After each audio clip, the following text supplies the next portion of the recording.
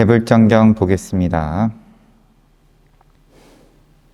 제 부처님께서 외살리는 다른 도시들에는 언급되지 않는 뒤를 돌아보시는 모습을, 물론 직접 돌아보신 건 아니지만 그런 의지를 일으키시는 것만으로도 대지가 땅을 돌려가지고 뒤를 돌아보기 위해 범부처럼 몸을 돌려야 할 필요가 무엇 있겠습니까? 말하는 듯 했다. 그러면서 땅이 개입을 해가지고, 대지의 수호신이 개입해가지고 땅이 돌아갔다. 이제 그런 내용을 봤고요. 외살리는 특별한 운명을 겪게 될 도시였다. 3개월 있다가 파멸한다. 그래서 복을 지을 수 있게끔 부처님께서 특별한 모습을 쓰시고 그 자리에 사당 지어가지고 보시공양을 올리게끔 모양을 쓰신 거다. 이어서 외살리를 떠난 부처님은 비구 승단과 함께 반두를 방문한 후 그곳에서 머물렀다. 그곳에 머무는 동안 부처님은 비구들에게 이렇게 설했다. 비구들이여, 4가지 원리를 제대로 깨닫지 못하고, 4가지 원리, 고진멸도가 아닌 것 같습니다. 우선 보겠습니다. 깨닫지 못하고 깨뜨려 알지 못한 까닭에 나와 그대들은 이토록 긴 세월 동안 이 생에서 저 생으로 쉬지 못한 채 거듭 유전하고 윤회한 것이니라. 4가지 원리란 무엇인가? 거룩한 계율을 제대로 깨닫지 못하고 꿰뚫어 알지 못한 까닭에, 계율을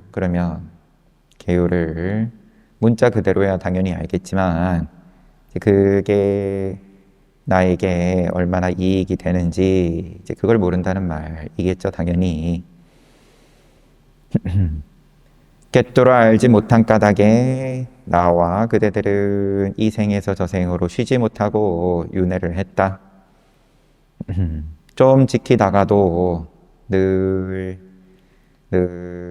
한계가 있으니까 꿰뚫어 알지 못하면 이게 분명하게 나한테 이익이다. 이걸 꿰뚫어 알든 아니면 전생인연으로 그만큼 큰 믿음이 있든, 그렇지 않으면 적당히 하다가 이 정도는 충분하지, 늘 브레이크가 있다.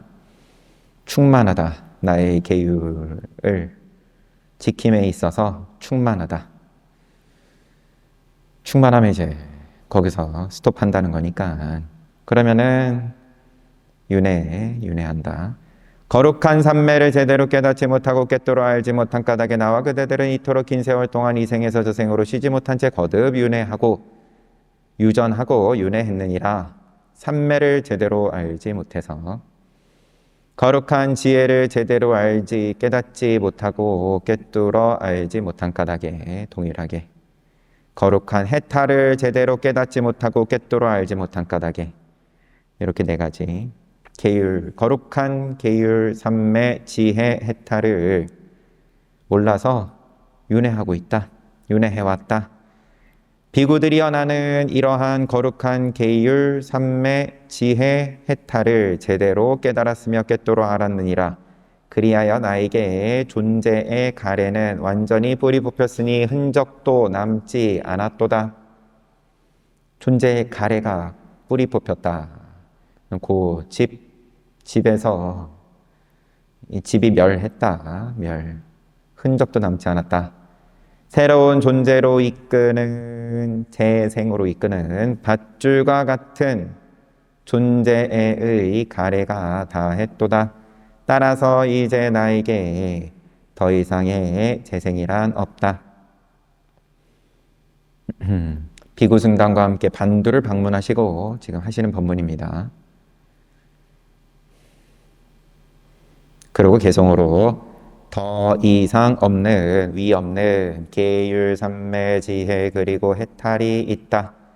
명예로운 곧다마가 도지로 그 법들을 깨닫고 꿰뚫은 뒤 개정해 그리고 그 결과로서의 해탈 이 법을 꿰뚫은 뒤 동정심으로 제자들에게 법을 설했노라. 그리하여 천신과 인간의 스승은 아라한 제자들과 함께 괴로움을 끝내노라. 천인사는 부처님은 아라한 제자들과 함께 괴로움을 벗어났다. 그런 후 다섯 지혜의 눈을 갖춘 자는 반열반에 들었노라. 다섯 지혜는 이제 불안까지 가는 거죠. 육안에서부터.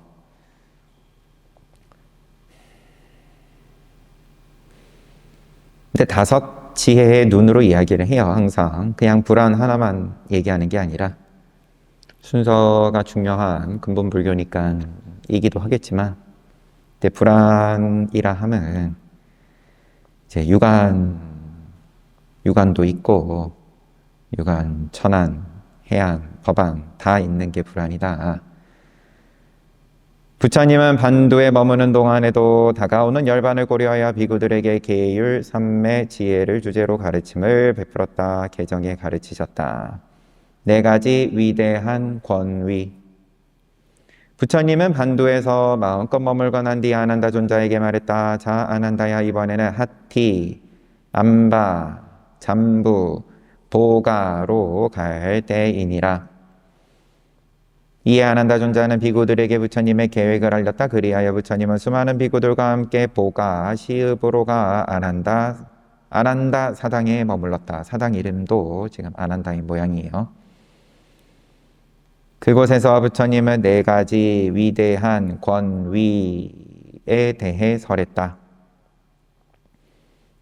네 가지 위대한 권위, 보충 설명입니다. 설명. 높은 명성을 지닌 인물들이 제시했다고 주장되는 교설에 대해 사정하는 원칙.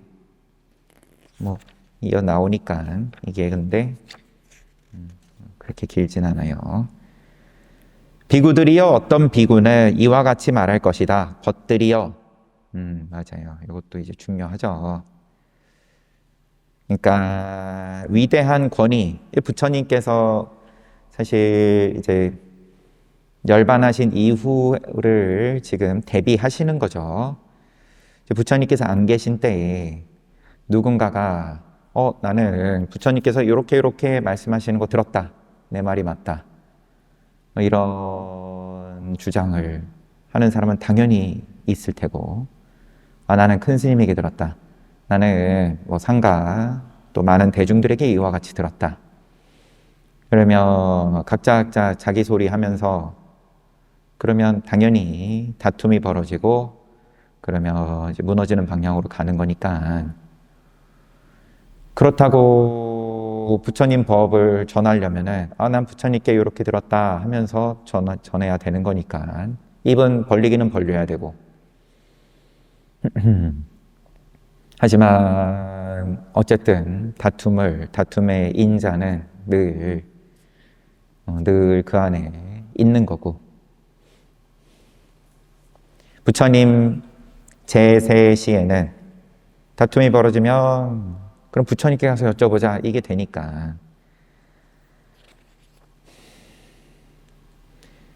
비구들이여, 어떤 비구는 이와 같이 말할 것이니라. 벗들이여, 나는 부처님 앞에서 이것을 들었고 그 앞에서 이것을 파악했다. 즉 이것이 법이고 이것이 율이며 이것이 스승의 가르침이라고 파악했다. 그러나 그러니까 어떤 비구가 이렇게 얘기할 텐데, 그러나 비구들이여, 그런 이야기에 대해서는 기뻐하지도 말고 물리치지도 말아야 하느니라. 좋다고 무조건 먹고 볼 일이 아니고 또 무조건 배척할 일도 아니다. 열의 권위에 입각하여 그의 말이 경전에 설파되어 있는지 살피고, 경전을 살피고 율전에 교시되어 있는지 살펴라. 만약 경전에 설파되어 있지 않고 율전에 교시되어 있지 않다면 이렇게 결론 지어야 한다. 그것은 부처님의 말씀이 아니다. 그가 잘못한 것이다. 경전과 율전을 살펴서 판단하라. 그것은 부처님의 말씀이 아니다. 그가 잘못한 것이다. 비구들이여 그대들은 그의 말을 이처럼 무시하고 던져버려야 하느니라. 반대로 경전에 설파되어 있고 율전에 교시되어 있다며 이렇게 결론 지어야 한다. 그것은 부처님의 말씀이다. 그가 제대로 안 것이다. 비구들이여 위대한 권위, 이것은 부처님을 뜻한다. 위대한 권위에 입각하여 펼치는 주장에 대해 부처님을 흔들면서 하는 주장에 대해서 진실 여부를 판단하게 하는 이러한 첫 번째 명령법적 원칙을 잘 기억하도록 하라. 두 번째, 다시 비구들이여 어떤 비구는 이와 같이 말할 것이다. 어떤 승원에 장로 비구가 있고 상수 비구가 있는 승단이 살고 있다. 나는 그 승단 앞에서 이것을 듣고 이것을 파악했다. 즉 이것이 법이고 이것이 율이고 이것이 스승의 가르침이라고 파악했다. 부처님을 흔드는 첫 번째 경우, 그러니까 부처님을 내세우는 첫 번째 경우. 두 번째는 승단인데 승단이 규모가 있어요. 말하자면 큰절이에요. 큰절 대중인 거예요. 상수 비구가 있고 또 장로 비구가 있고,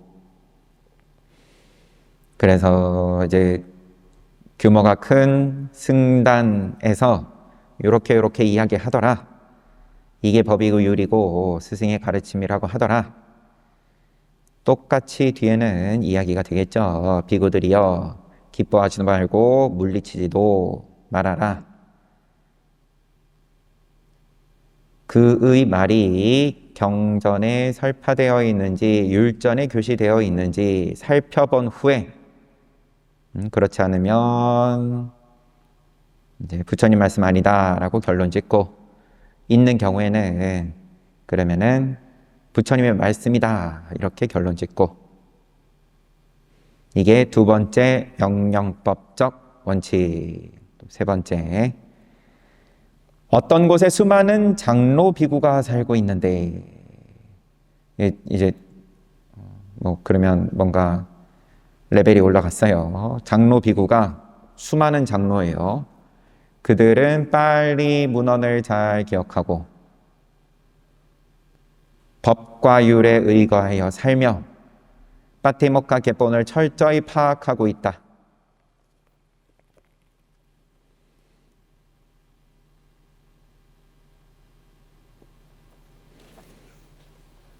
나는 그 장로들 앞에서 이것을 들었고 이것을 파악했다. 곧 이것이 법이고 이것이 율이며 이것이 스승의 가르침이라고 파악했다. 장로 비구들이 살고 있는데 그들은 경전에도 능통하고 계율도 잘 지키고 살고, 그런 대중들이 이야기를 한 것을 들고 와서 또 주장을 했을 때 어떻게 해야 되냐? 똑같이 기뻐하지도 말고 물리치지도 말고 경전과 율전에 교시되어 있는지 아닌지 보고 결론 지어라. 이것이 세 번째 명령법적 원칙.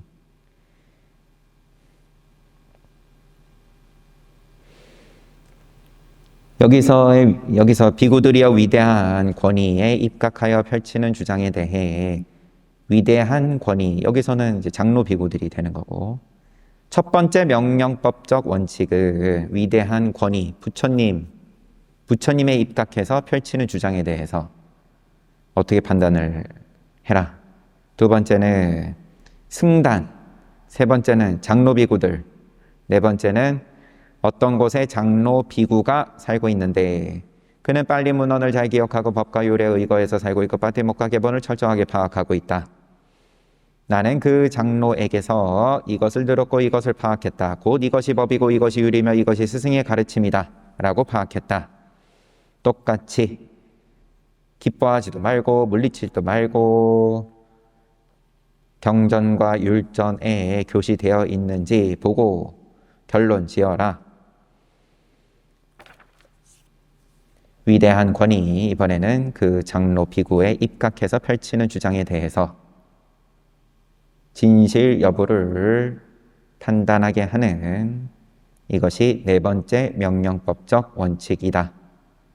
주석서는 네 가지 위대한 권위라는 주제와 관련하여 아래와 같은 내용을 소개하고 있다. 주석서입니다. 여기서부터는 첫 번째, 네 가지 위대한 권위와 관련된 네 가지 명령법적 원칙들이 있다. 그러면 위대한 권위라고 이야기를 한 게 아니 부처님이거나 아니면 승단이거나, 세 번째는 장로 비구들, 그리고 네 번째는 그냥 한 명의 장로 비구, 이렇게 가는데, 장로 비구, 지금 상수 비구, 장로 비구, 지금 그러면 이제 규모가 점점 작아지고 있는 겁니다. 제가 아까 이야기를 한 거를 조금 정정을 하면, 부처님이고 그 다음에 여기서 장로 비구는 그냥 아마 마하테라를 장로 비구라고 한 건지 그냥 테라를 장로 비구라고 하진 않았겠죠. 아무튼 상수 비구는 그러면은 이제 더 어떻게 보면은 더 수행이 높은 입장이라고 지금 봐야 될 것 같고요. 상수 비구가 있는 승단, 부처님 다음에는 또 그 승단에서 이렇게 얘기하더라. 그 권위에 의거해서 이야기를 할 때, 그 다음에는 그냥 장로 비구들이 이야기를 할 때, 마지막은 한 명의 장로 비구가 이야기를 할 때,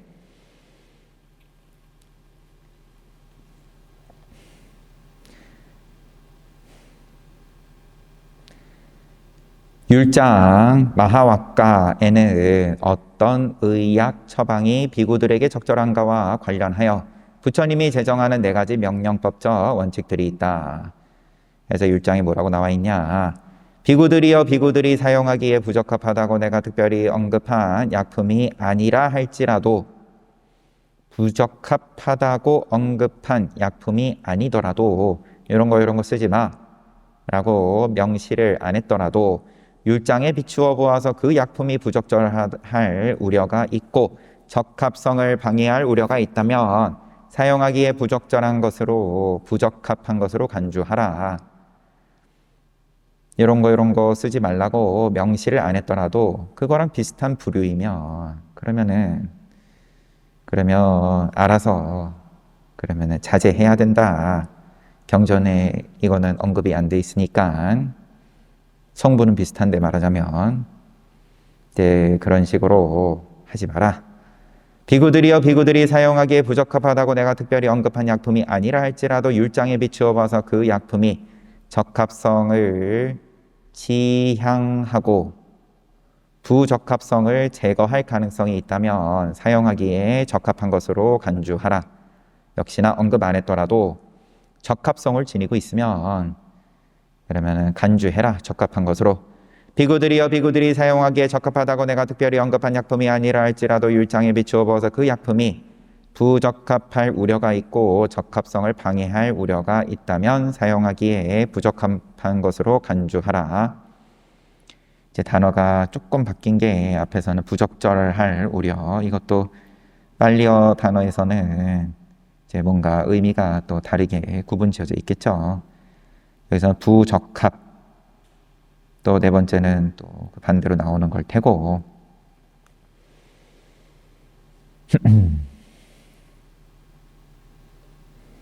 네 가지 기록할 때 기라는 것으로 네 가지 유형의 질문에 대응하는 네 가지 유형의 답변이 있다 하면서 이 어떤 네 가지와 관련해서 네 가지 위대한 권위, 지금 우리가 보고 있는 이것과 관련해서 이제 다른 부분들에서 또 네 가지 이야기하는 것들을 지금 쭉 소개를 하는 걸로 보여요. 첫 번째 네 가지 기라는 것의 첫 번째, 직접적인 질문은 단언적인 진술로 답한다. 가령 질문이 눈은 무상한 것인가? 라는 질문에 대해서 적절한 답변은 예, 눈은 무상합니다. 또 2번, 답하는데 분석을 필요로 하는 질문이 있다. 가령 눈이 무상한 것 중 유일한 것인가? 여기에 대해서는 분석을 필요로 한다. 눈만이 무상한 것이 아니다. 귀도 무상하고 혀도 무상하다라는 식으로 이렇게 분석적인 답을 해야 된다. 3번 질문으로 대응해야 하는 질문이 있다. 질문이 왔을 때 질문으로 답한다. 예를 들어서 귀는 눈과 같은 것으로 간주해야 하는가? 눈을 귀와 같은 것으로 간주해야 하는가? 라는 질문을 받았다면 적절한 답변은 이 질문은 어떤 의미에서 제기된 것인가? 그때 질문자가 보는 것과 관련하여 귀가 눈처럼 보이는 능력을 갖고 있는가? 귀가 그러면 눈과 같이 보이냐? 그러면 답변은 아니다, 그렇지 않다. 질문자가 무상하다는 차원에서 귀는 눈과 같은 것이다. 그러면 그렇다. 마지막으로 무시해야 할 질문이 있다. 예를 들어 자아를 믿는 자에게는 영혼도 있고 육체도 있다 하지만 그런 것들은 이름에 불과할 뿐 궁극적인 의미에서는 존재하지 않는다. 그러므로 영혼과 육체가 같은 것인가? 와 같은 질문에 적절한 답변은 침묵이다. 부처님은 그런 질문에 답하지 않았다. 유상을 전제로 한 질문에는 내비뒀다. 답 안 했다. 그런 질문을 성녀의 아들에 대해서 말하는 것처럼 불합리한 것이다.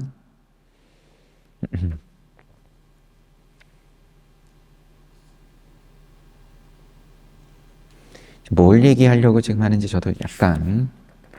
그래서 위대한 권위는 지금 중요한 내용으로서 지금 나왔고, 주석서에서는 위대한 권위라는 주제와 관련하여 지금 쭉 이런 내용을 소개를 한다 나오는데 아직 남아 있어서 그럼 뒤에 뭔가 이어질런지 보겠습니다. 4가지 율이 있다. 4가지 율. 첫 번째는 경, 두 번째는 수경. 수경이 율장에 기술된 4가지 위대한 권위와 경장에 기술된 4가지 위대한 권위를 말한다. 세 번째는 아사리설. 부처님의 교설은 그 일생을 통해 여러 지역에서 다양하게 베풀어졌다. 그래서 빨리 3장의 내용을 정리할 필요가 있었으니 그처럼 정리한 것들을 주석서라고 불렀다.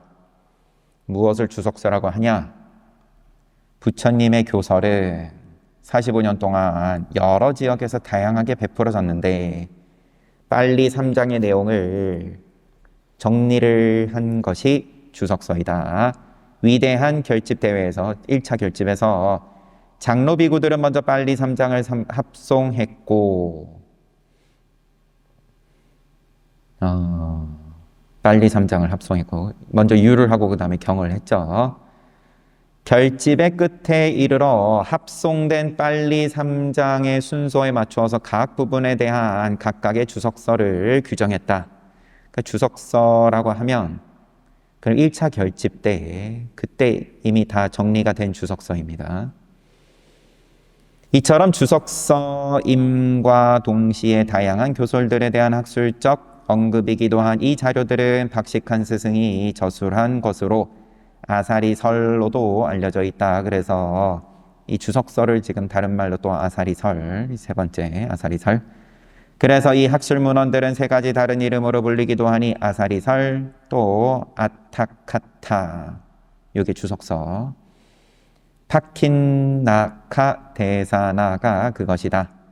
마힌다 장로는 그것들을 스리랑카로 가져갔는데 그곳의 장로 비구들은 다시 그 문헌들을 싱할라어로 번역하여 스리랑카 비구들이 다른 부파에서 도입된 교설들의 전통을 확인할 수 있도록 했다. 스리랑카어인 모양입니다. 싱할라어. 스리랑카 번역을 해가지고 스리랑카 비구들이 다른 부파에서 도입된 교설들의 전통을 확인할 수 있도록 했다. 위대한 붓다고사 존자는 싱할라어로 된 주석서들을 연구하여 반복되는 진술들을 정리하고 집약하여 3장에 부합되는 적절한 주제 아래 분류했다. 그리고 필요한 곳곳에서 설명을 베풀었으며 그런 뒤 마가다어로 된 새로운 주석서를 내놓았다. 그 주석서에는 상자부 장로 비구들이 간직해 온 전통의 견해, 즉 훗날 자파의 견해라고 불리게 되는 견해들을 필요할 때마다 덧붙여 놓았다. 이처럼 네 번째 율 중 세 번째인 아사리설은 네 가지 율 중에서 세 번째인 아사리설은 오늘날 실질적인 목적을 위해 사용되니 주장의 진위 여부를 가리기 위해 이러한 새로운 주석서를 참조하게 된다. 네 번째가 자파의 견해. 어떤 주장의 진위 여부를 가리기 위해 경과 수경과 아사리설에 들어있는 원칙들에 입각한 뒤에는 부처님 말씀 경, 그 다음에 수경이라는 것이 위대한 권위, 율장, 또 경장의 네 가지 위대한 권위. 그러니까 그럼 부처님께서 말씀하셨다. 상가에서 말했다. 여러 장로들이 말했다. 한 장로가 말했다. 이런 것들의 기록을 지금 수경이라고 한 것이고요. 그 다음에 아사리설은 이제 보충 설명, 주석서. 이것은 1차 결집 때 정리가 됐고, 그 다음에 또 스리랑카로 가가지고도 또 정리가 되고, 이런 대략의 내용이 있었고, 자파의 견해는 이렇게 네 가지, 자파의 견해는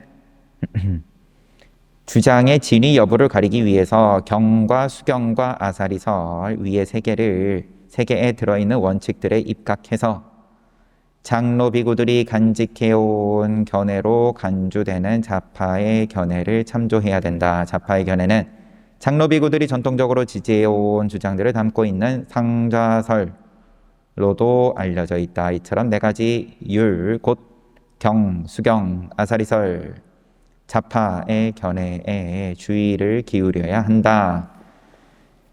지금 요게 곧 부처님께서 말씀하신 네 가지 위대한 권위에 따라서 무조건 그걸 받아들이든 배척을 하든 이게 아니라 스스로 경과 율을 잘 따져가지고 그러면 결론을 내야 된다. 이제 그 모습이 이제 어떻게 이루어졌는지에 대한 설명입니다. 그 다음에 마지막 얘기한 것이 세 번의 위대한 결집이 있다. 마하카사파 존자가 이끌었던 500 아라한이 모인 첫 번째 결집, 두 번째 마하야사 존자가 이끌었던 700 아라한이 모인 두 번째 결집, 이거는 100년 뒤죠. 마하목갈리푸타 존자가 이끌었던 1000명의 아라한이 모인 세 번째 결집. 그 다음에 스리랑카에서 최초로 체계 형태로 만들어진 것을 후대에는 그것을 이제 네 번째 결집으로 이렇게 이야기를 한다. 다섯 번째, 여섯 번째는 미얀마에서 나중에 이제 미얀마에서 그렇게 얘기를 하는 거고. 이처럼 어떤 주장의 진위 여부를 가리기 위해서는 먼저 경장 디가니까야에 나오는 네 가지 위대한 권위와 관련된 네 가지 명령법적 원칙들과 율장 마하와카에 나오는 이 주제와 관련된 네 가지 명령법적 원칙과 네 가지 유형의 질문에 대응하는 네 가지 유형의 답변과 네 가지 율과 세 번의 위대한 결집을 염두에 두어야 한다. 진위 여부를 가리기 위해서는 부처님께서는 이렇게 말씀하셨다. 내지는 예를 들어서 시대가 지금 많이 바뀌었으니까 2500년이라는 시간이 지나서 그러면은 부처님께서 지금 세상에 사신다면 이렇게 할 것이다.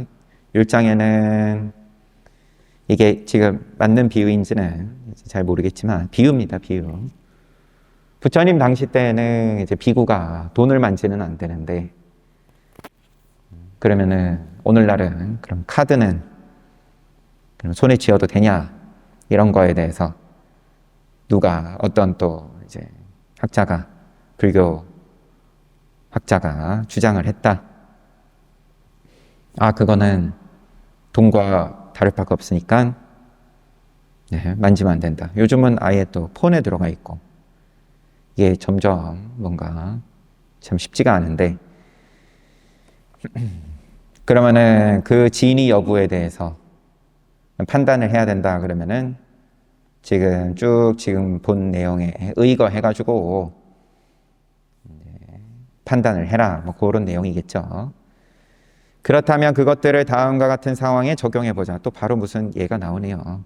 어떤 비구가 이것이 법이고 이것이 율이며 이것이 스승의 가르침이다 라고 말하며 부처님의 권위나 승단의 권위 혹은 수많은 장로 비구들의 권위나 어느 한 장로 비구의 권위를 원용하면서 주장한다고 하자. 그가 한 말의 진실성을 판단하기 위해서는 경장에 나오는 네 가지 위대한 권위와 관련된 네 가지 명령법적 원칙에 비춰봐야 한다. 그런 후 그의 주장이 네 가지 명령법적 원칙에 부합된다면 진실한 것으로 받아들여야 하고 그렇지 않으면 단순한 소문이나 불합리한 논의로 간주해야 한다. 다음으로 어떤 품목이 비구에게 적합한가 그렇지 않은가. 어떤 품목, 그럼 카드가 비구에게 적합한가 그렇지 않은가 와 관련된 문제가 일어났다면 율장 마하왁과에 나오는 이 주제와 관련된 네 가지 명령법적 원칙에 비춰봐야 한다. 그런 후 그 주장이 규정에 걸맞다면 적합한 것으로 받아들여야 하고 그렇지 않으면 부적합한 것으로 고려해야 한다. 앞서 설명한 것과 같이 교설과 관련하여 부처님의 가르침과 관련해서 어떤 문제가 제기되면 네 가지 유형의 질문에 대응하는 네 가지 유형의 답변법에 입각해 답변해야 한다. 쭉 이어지는데 넘어가겠습니다. 부처님은 이처럼 어떤 주장의 진위 여부를 파악하는 기준을 설했다. 굉장히 중요한 문제죠. 진위 여부를.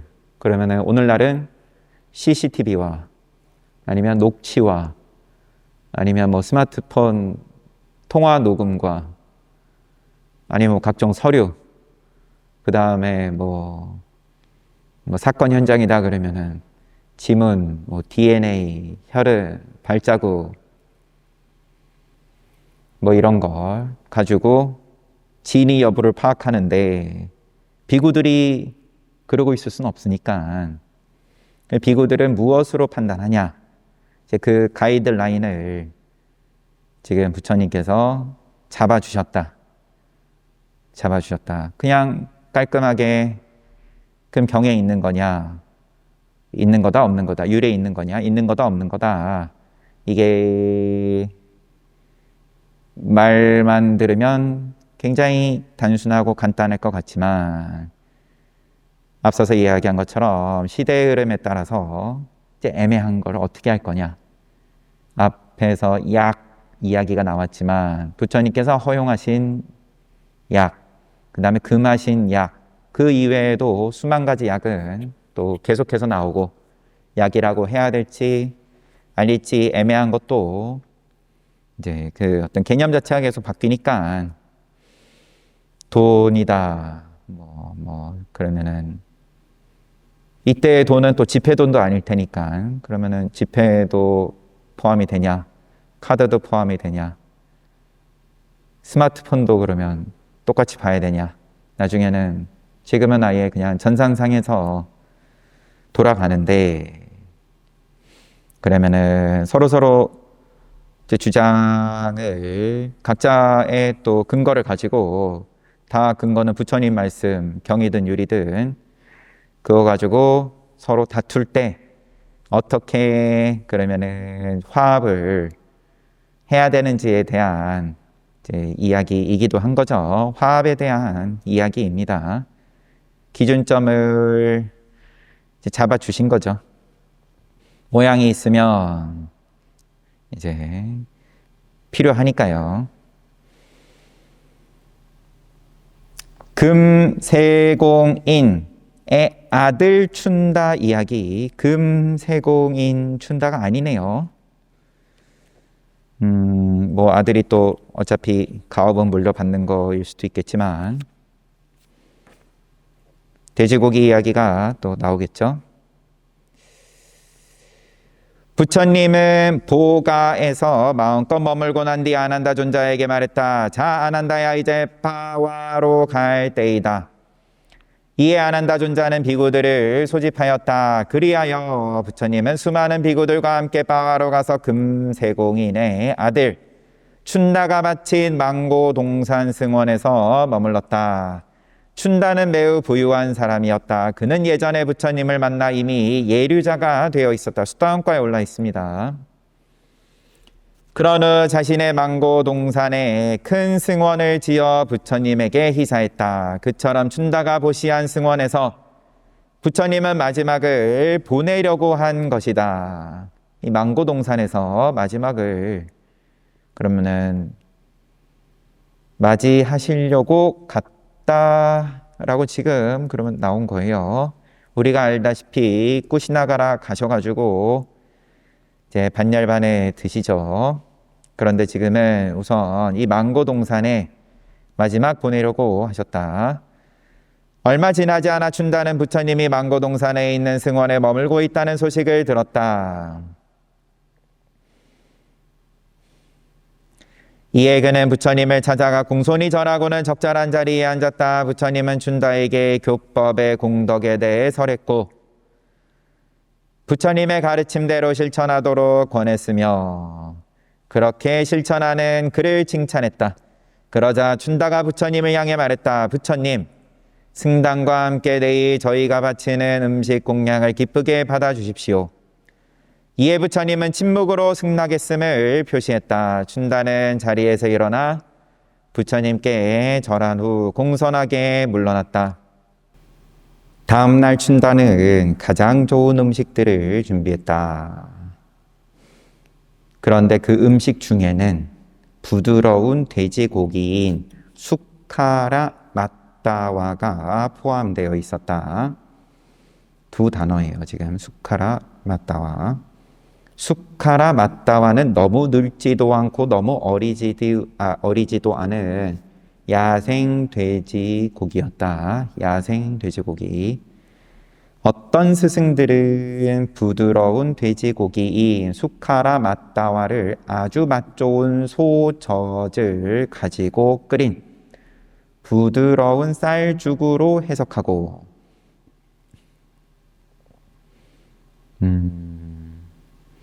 수카라 마따와를 이게 지금 돼지고기가 그러면 아예 아니라는 말을 한다는 건지 맛 좋은 소젖을 가지고 끓인 부드러운 쌀죽으로 이해하고 해석하고 또 어떤 스승들은 라사야나라는 매우 맛있고 영양가 높은 재료로 만든 특별 음식이라고도 말한다. 라사야나가 뭔지는 또 그러면 안 나오는데 그냥 맛있고 영양가 높은 재료로 만든 특별 음식이다. 그러나 그들은 한결같이 춘다가 그 음식을 준비할 때 부처님이 그로 인해 돌아가시지 않을 것이라는 믿음을 가지고 있었다고 말한다. 음식 자체를 가지고는 그러면 여기 뉘앙스가 지금 이렇게도 얘기하고 저렇게도 얘기하지만 메뉴는 돼지고기다, 쌀죽이다, 또 뭐 재료가 뭔지 모르는 맛 좋은 재료로 만든 특별 음식이다.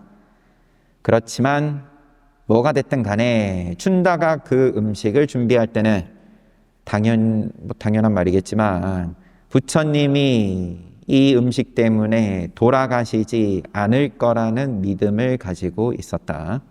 라고 이제 해석을 한다. 이 아침이 되자 부처님은 의복을 정돈한 후 바루와 가사를 들고 비구 승당과 함께 춘다 집으로 갔다. 그리고 자신을 위해 준비해 놓은 자리에 앉았다. 부처님은 춘다에게 춘다야, 나에게는 네가 준비한 부드러운 돼지고기 요리로 봉사하라. 그리고 비구승단에는 네가 준비한 여러 가지 다른 음식들로 봉사하라. 이에 춘다는 부처님께는 부드러운 돼지고기를 보시하고 비구승단에는 여러 가지 다른 음식을 보시했다. 부처님은 공양을 마친 후 춘다를 불러서 말했다. 춘다야, 부드러운 돼지고기 요리가 남았구나. 그러니 이것을 구멍 속에 묻도록 하여라. 열애인 나를 제외하고는 천신과 인간 중 이 음식을 완전히 먹고 완전히 소화하는 자를 보지 못하였느니라. 그러자 춘다는 남은 돼지고기 요리를 구멍에 묻어버리고는 부처님에게 왔다. 그리고 공손히 절하고는 적절한 자리에 앉았다. 그러자 부처님은 교법의 공덕에 대해 설하고 아울러 그렇게 실천하는 그를 칭찬했다. 그런 후 그곳을 떠났다. 그런데 춘다가 공양한 음식을 먹고 난 후 부처님에게는 이상이 생겼다.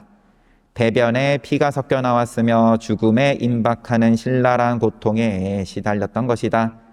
그러나 부처님은 정념과 정지를 갖추어 번민하지 않은 마음으로 그 고통을 참아냈다. 그런 뒤 부처님은 다시 이전처럼 아난다 존자에게 말했다. 아난다야, 이제 쿠시나라로 가야 할 때이니라.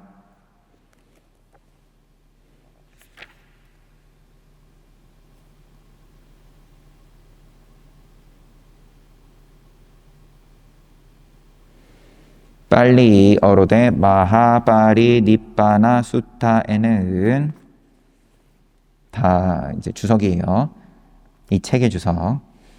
다음과 같은 개송 형식의 문장이 들어있다. 이거는 그러니까 또 다르게 얘기하는 경전도 있다 정도로 보면 될 것 같고요. 근데 주류는 아니겠죠. 나는 들었네 금세공업자 춘다의 음식을 드시고 부처님께서는 죽음에 임박하는 심각한 병에 부딪히셨다라고 나는 들었다. 부드러운 돼지고기를 드신 스승에게 심각한 병이 일어난 것이네. 씻고 싶으신 부처님께서는 쿠시나라라는 도시로 가자고 말씀하셨네. 뭐 이런 개송. 여튼 여기서 부처님이 정리에 걸린 것을 이제 병의 이름을 지금 한자로 써놓은 걸로 보이고요. 이제 혈변을 이제 쏟는 그런 병이겠죠. 춘다의 음식 공양 때문이 아니라는 사실에 주의해야 한다. 부처님이 병에 걸린 것이 춘다의 공양을 받은 후라고 해서 그 음식이 병의 원인인 것은 아니다. 시간상으로 전후라고 해서 인과관계가 그런 건 당연히 아니다. 실제로 춘다가 매우 정성을 들여 마련한 음식으로 인해 부처님의 체력은 강화되었다. 그러한 고영양가의 음식이 아니었다면 부처님은 그 병을 참아내지 못했을지도 모른다. 그처럼 부처님은 춘다가 공양한 부드러운 돼지고기 요리 덕분에 쿠시나라까지 도보로 여행할 기력을 찾았던 것이다.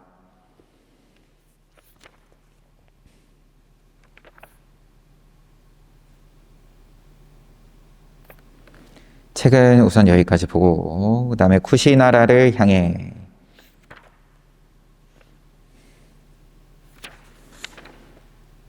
그러면서 또 전생에 지은 악어 부처님께서 여기서 잠시 부처님이 과거 범부로 윤회하면서 지은 12가지 악어 내지는 빛에 대해서 살펴보자. 앞에서도 한번 이렇게 12개가 한꺼번에 정리가 되는 건 지금이 처음인 것 같지만 앞에서도 그때마다 한 번씩 나왔던 걸로 보입니다. 왜냐하면 당연히 부처님께서 안 좋은 일을 대화하다가 죽이려고 한다라든지 없지가 않았기 때문에 그러면 그 원인이 뭐냐 또 거기에 대해서 또 뭐에 대한 과보냐 그런 거는 이제 또 내일 모레 걸쳐서 보도록 하고 춘다의 공양 가지고도 뭐 얘기가 또 있을 수 있는 부분이죠. 어쨌든 부처님의 죽음하고 연결이 된다라고 보일 수 있는 그런 공양이고, 부처님께서는 나중에 가서 부처님께서 올린 공양 가운데 가장 위대한 두 공양이다.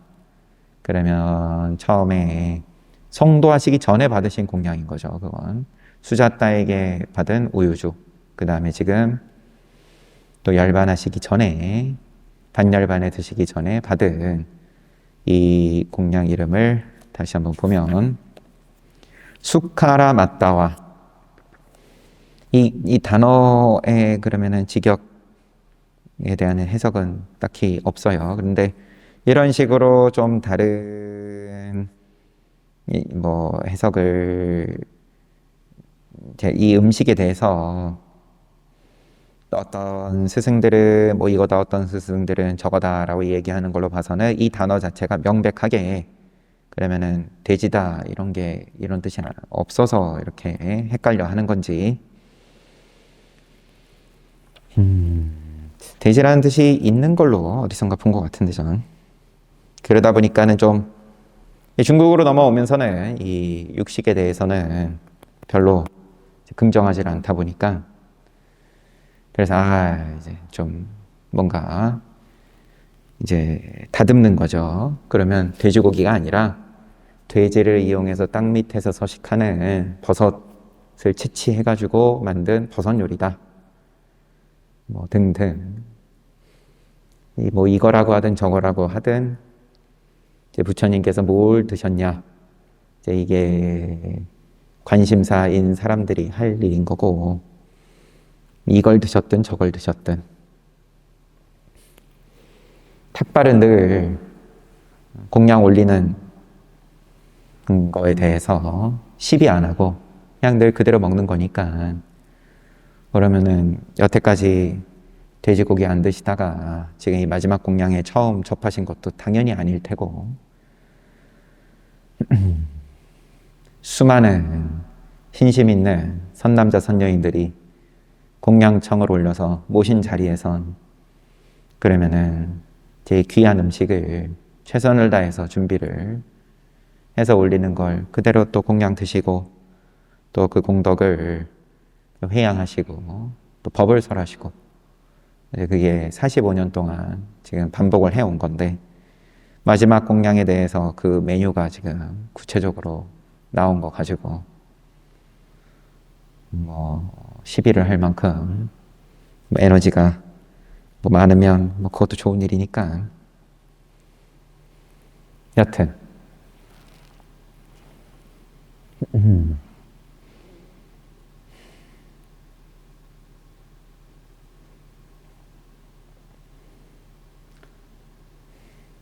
겨울이 그다지 겨울 같지가 않고 따뜻해가지고 이 일상을 사는 개개인의 입장에서야 당연히 좋은 일이고, 또 그렇지 않은 분들도 있을 테고,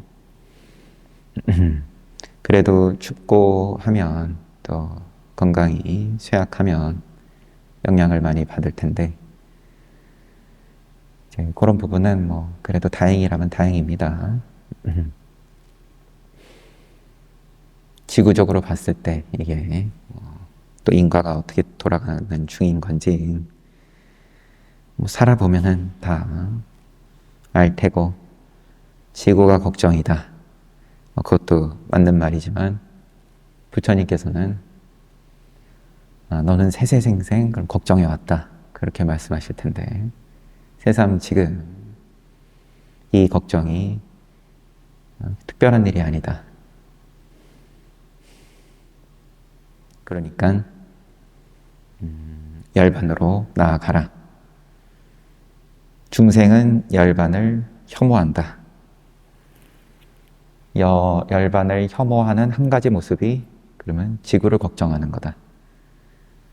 다음 생에는 지구가 없으면 어쩌지? 이제 뭐 이런 건지, 이번 생에서도 마찬가지고, 뭐 10년 뒤에 지구가 어쩌지?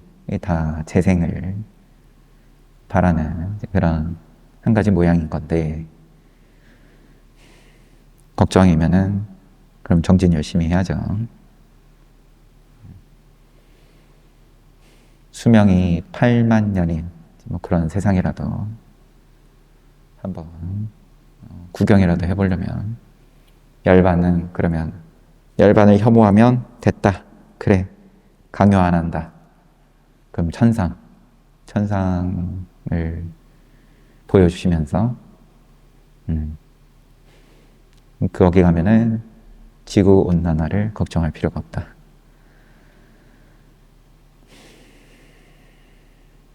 잘 봤습니다.